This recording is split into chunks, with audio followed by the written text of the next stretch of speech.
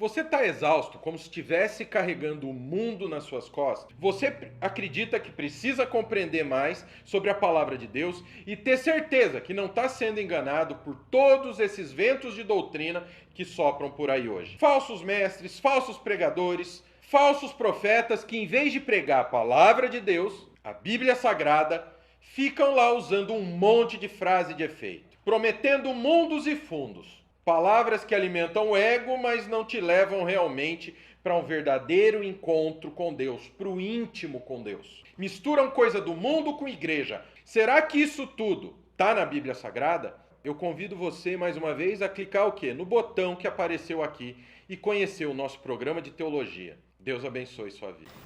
Eu vou ler aqui uma pergunta do Matheus Quaresma. Ele falou aqui: boa noite, sou formado e trabalho com ciências biológicas no meu caso. Não tenho dúvidas de que a evolução das espécies é a descoberta de um fato, mas sinto vontade de voltar para a igreja. É possível ser cristão sem negar este fato e outros fatos científicos? Muito obrigado pela pergunta, Matheus. Matheus Quaresma. Matheus Quaresma. Obrigado, Matheus, pela sua pergunta. Veja bem, essa questão de dizer que o evolucionismo é ciência e que o cristianismo é crendice, ou melhor, que o criacionismo é crendice, não é uma afirmação que mereça todo o crédito. Não é bem assim a verdade dos fatos. O criacionismo não é artigo de fé, o criacionismo não é artigo de ciência, o criacionismo não é artigo de fé e de religião, o criacionismo é artigo de ciência. Nós temos 4 ideias básicas que hoje são aplaudidas como verdades científicas, mas que não têm a evidência das provas, né? Por exemplo, você tem a ideia grega de que a matéria é eterna. Não, a matéria não é eterna. A matéria foi criada. A matéria foi criada. Eterno só Deus o é. Está lá em João 1,3, algo muito importante. Todas as coisas foram feitas por intermédio dele, sem ele nada do que foi feito se fez. Segunda tese é a tese da geração espontânea, que o mundo pariu a si mesmo, deu origem a si mesmo. Não, o mundo não chamou a existência a si mesmo. Ele não gerou a si mesmo, ele não surgiu de moto próprio. Terceiro, a ideia da mega explosão cósmica casual, que o mundo surgiu mediante o Big Bang. Parece-nos que falta também evidência das provas aí, porque, veja você, a desordem não produz a ordem. O caos não produz o cosmos. Uma explosão casual não produz um universo tão vasto, com leis tão precisas, com movimentos tão cirúrgicos. Por exemplo, por que nós estamos aqui no planeta Terra? Foi uma explosão casual que nos deixou aqui? Ou nós acertamos na loteria milhares de vezes? Ou tem um plano nisso? Nós estamos rigorosamente onde deveríamos estar. Por exemplo, se nós estivéssemos mais longe do Sol, morreríamos congelados. Ou mais perto. Se nós estivéssemos mais perto do Sol, morreríamos queimados. Nós estamos rigorosamente onde deveríamos estar. Acaso? Não. Plano do Criador. Por exemplo, você sabe que a Lua é a faxineira do planeta Terra. Não houver a Lua com as suas fases, não haveria as marés dos oceanos. Se não houvesse as marés dos oceanos, as nossas praias seriam de lixo, a vida seria impossível.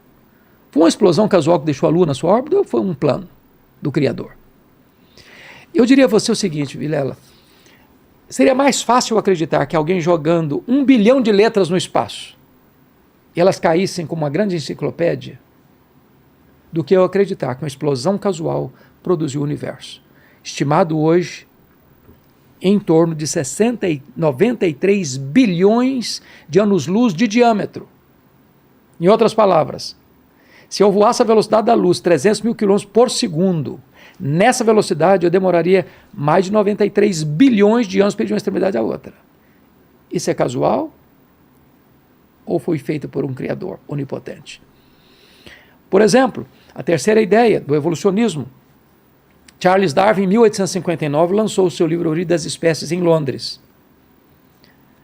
O livro Origem das Espécies tem em torno de 800 verbos no futuro do subjuntivo. Suponhamos, suponhamos, suponhamos, suponhamos, suponhamos. Falta evidência das provas. robustos cientistas do passado e da atualidade são criacionistas. E deixam claro, pela ciência, de que existe sim um planejamento, existe sim um plano que é perfeito. Por exemplo, imagine você estar usando óculos. Você já imaginou se o seu nariz fosse voltado para cima?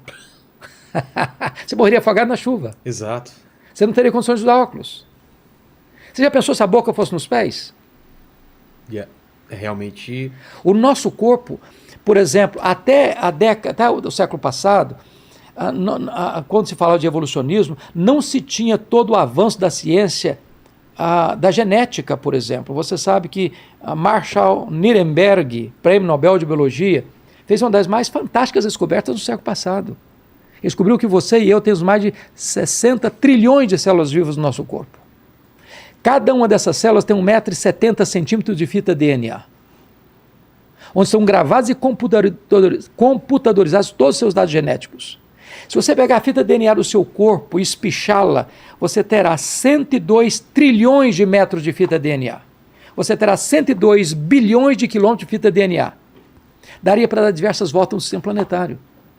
Mais tarde o Dr. Loy vai afirmar que códigos de vida não se originam de uma explosão, nem de uma evolução de milhões e milhões de anos. Códigos de vida foram plantados em nós pelo Deus Todo-Poderoso, Criador dos céus e da terra. E esta é uma verdade irrefutável. Irrefutável. A ciência prova isso. Então a biologia hoje não está engatinhando como na época do século XIX. Ela está desenvolvida. Mas o Big Bang, não dá para encaixar tudo isso que você falou?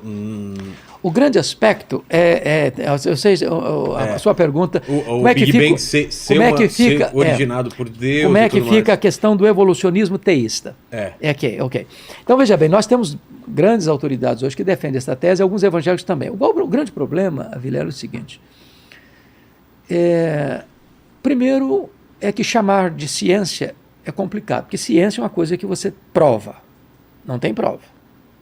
É suposição. As provas estão do lado do criacionismo e não do evolucionismo. O problema é que eu creio nisso. É que não tem como provar Deus, né? Deixa eu completar minha frase. Eu entendo o seguinte, que a Bíblia corretamente interpretada e a ciência corretamente entendida não entra em rota de colisão. Também acho. Porque as duas têm o mesmo autor, que é Deus.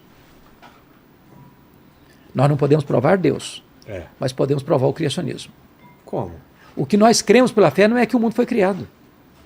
O que nós cremos pela fé, e está lá em Hebreus, eu vou ler para você. O que nós cremos pela fé não é que o mundo foi criado. O que nós cremos pela fé é que o mundo que foi criado por Deus. Hebreus 11:3. Pela fé entendemos que foi o universo formado pela palavra de Deus, de maneira que o visível veio existir das coisas que não aparecem.